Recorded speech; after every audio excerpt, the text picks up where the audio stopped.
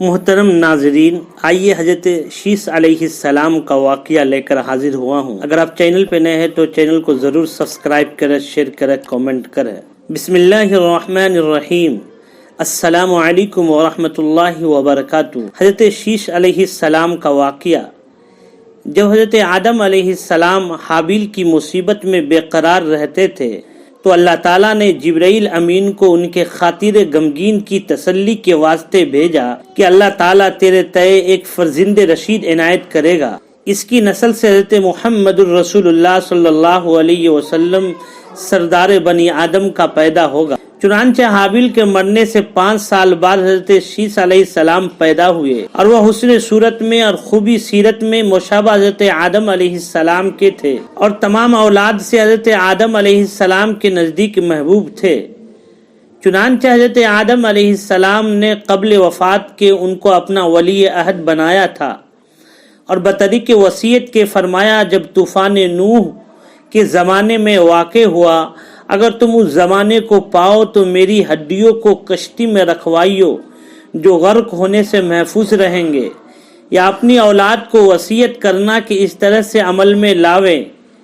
حضرت شیس علیہ السلام اکثر اوقات حضرت آدم کی زبان سے احوال بہشت لذت کے ساتھ سنتے تھے اور آسمانی صحیفوں کا مضمون بھی دریافت کرتے تھے۔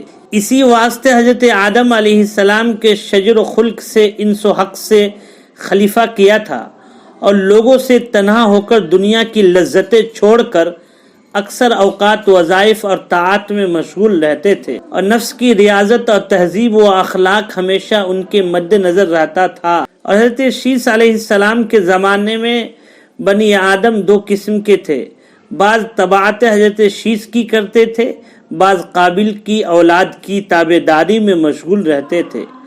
اور حضرت شیس علیہ السلام کی نصیحت سے بعض تو راہ راست پر آئے اور بعض بدستور نافرمانی پر قائم رہے۔ جب 912 برس ان کی عمر کے گزرے تو روح جسم مبارک سے پرواز کر کے عرش معلیٰ کو پہنچی۔